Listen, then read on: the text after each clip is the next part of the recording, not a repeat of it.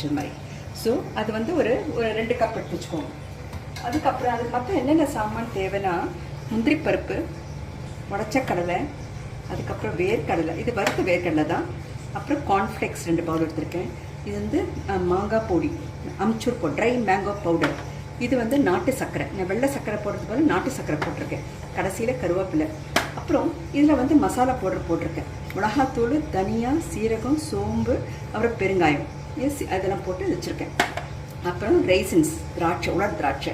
இதுக்கப்புறம் இதுக்கு முக்கியமான பொருள் என்னென்னா இந்த கொப்பரை தேங்காய் தான். இந்த காஞ்சி போன தேங்காய், கொப்பரை தேங்காய் சொல்லுவோம் இல்லைங்களா, அது வச்சிடணும். அதுக்கப்புறம் வெள்ளை உப்பு, அதுக்கப்புறம் பிளாக் சால்ட்.